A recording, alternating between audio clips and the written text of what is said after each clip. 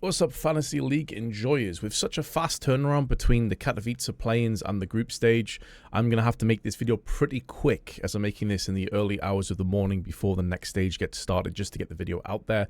Before we do start though, as I said, I've been speaking to some people that know a lot more about this than I do, and to appease the algorithm gods, please, if you do enjoy this content, feel free to drop a like, and if you're not already, drop a subscription so you'll get notified when more of this content goes out in the future, just so it spreads to more people can enjoy this. So I would really appreciate that. Thank you very much. And let's get into it. So in the play-ins, we managed to get top 16%, which I'm really happy with. That's consistency. 2 games this season have been played, and in both of them we've hit top 20%.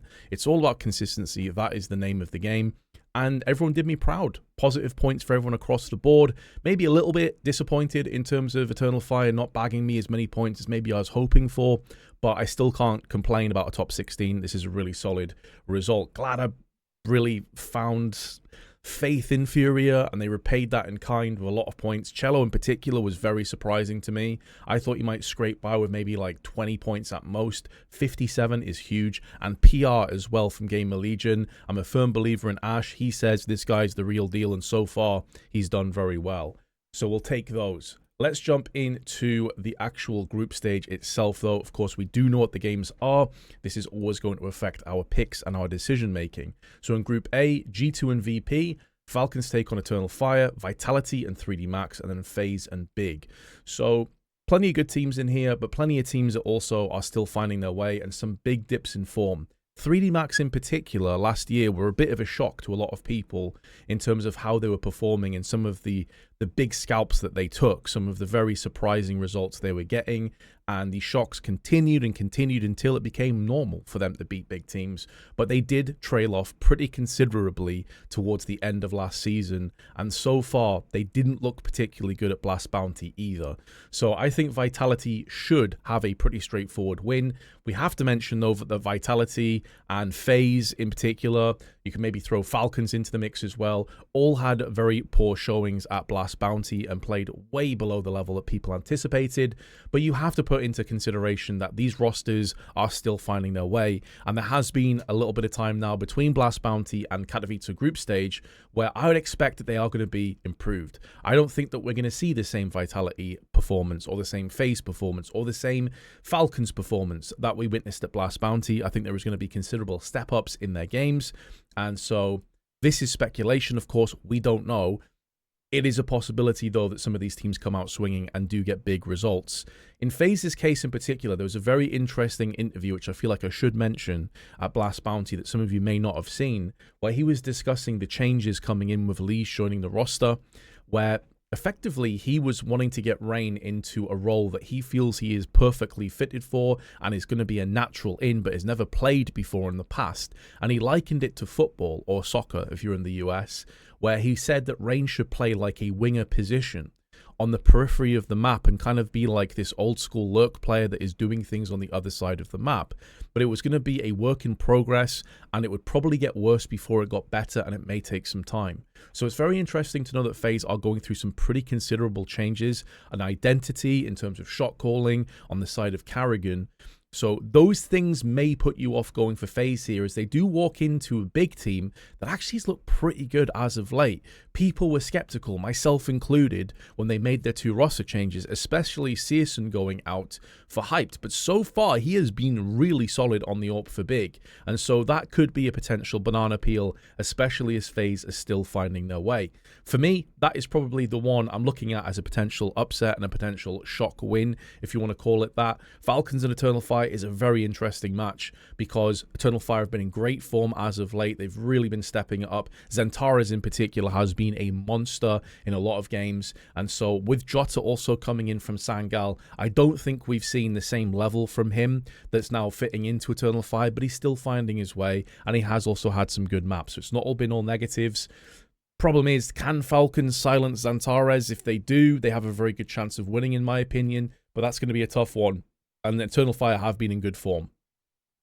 G2 and VP. VP are like just this constantly unsure team for me. Electronic is the IGL. Hasn't really set the world ablaze, but it's still early days.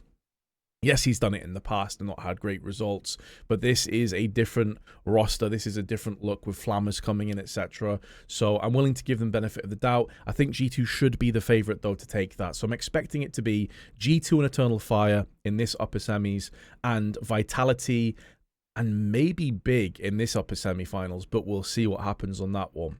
Group B, Spirit, Astralis, Na'Vi, Furia, Mouse, Gamer Legion, the Mongols, and Liquid.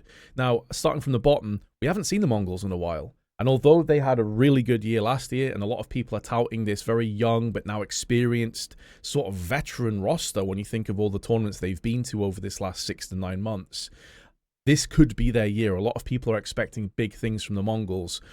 Are they going to run into a blockade, though, against Liquid? Not entirely sure. Liquid's T-sides in particular have been very, very rough and very poor, and that's where the Mongols, with their aggressive, explosive style of play, could absolutely punish Twists and his shot calling on that T-side. I expect the Mongols to win this game, and pretty comprehensively.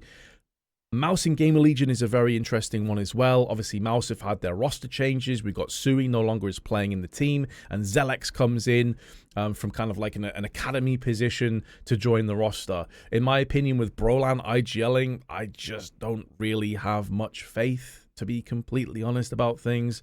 I'm not sure where this team goes from here, if they're going to be able to settle in properly and actually have solid performances. It might be too early to say. And Gamer Legion, they looked pretty damn good in the play-ins. They were looking on point. Ash has definitely rallied the troops here, and he's going to get a lot out of this team. So I don't think that is a gimme for Mouse by any stretch of the imagination. That is my potential shock result of Group B.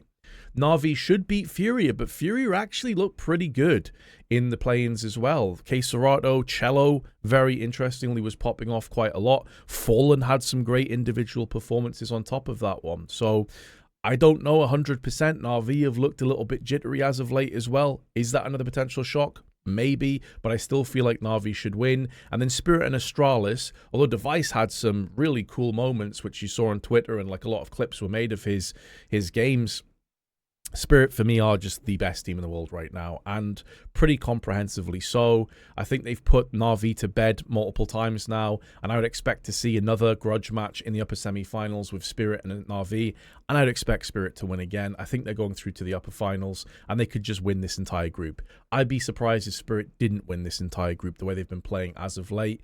As for the top side, it's a lot more difficult. I'd probably go with Vitality, though. I think very poor performance in Blast Bounty will put a lot of people off Vitality, but I don't think we're going to see that same team show up here. I think this is going to be a rejuvenated, revamped squad that is going to come out all guns blazing with a point to prove. You could definitely make a call for Eternal Fire as well, though, to go the distance. They've looked really, really good. So I'm looking at those teams. So the team that I've come up with here is as follows. I've gone double Spirit because I think, again, they're the best team in the world. They're the exact same two duo that I went for at Blast Bounty, and Shiro just was insanely good. Although he costs like 12 or 13k less than Donk, he didn't get that many less points than Donk. But it is Donk. You're kind of sure he's going to get points at some degree or level. Even if Spirit are losing, he's typically still getting quite a lot of points. So if you want to go for Donk, understood. But obviously that is going to significantly weaken the rest of your roster. And I feel like this is a pretty strong team overall. We've got 4 teams in this that are all capable of going into that upper finals, or at least the semi-finals, and maybe making it through the lower brackets, because of course there is a lower bracket as well. And these are all best of 3s. So I've gone for Mezzi from Vitality, who is one of the only shining lights from Vitality in their very lackluster performance at Blast Bounty. I've gone for Alexi as his price dropped quite considerably, and I still feel like Na'Vi are going to get a bunch of wins here and make it through, even if it is through the lower brackets after getting knocked down by Spirit in the upper semi-finals. And then I've gone for Techno from the Mongols, who is a very reasonably priced 192,000 for a player that, yes, he's now normally towards the bottom end of the spectrum for the Mongols, but he is still a legit player that's going to potentially get you a bunch of points. And again, I think the Mongols will beat Liquid, and I think that they will be a difficult team to deal with. So I feel very confident about this team, actually. I don't think it's necessarily like a top 1%er or a top 5, but I would be very surprised if this team isn't somewhere around the top 30%, because I think we got enough pieces in here that even if they have rough games, even if their team does sustain losses, I don't think it's going to be a team that overall across the 5 players that I have that is going to drop me a lot of negative points. And I think if nothing else, I'm so confident in Spirit right now that at least Chopper and Shiro should bag me a bunch of points, even if the rest of the team does disappoint.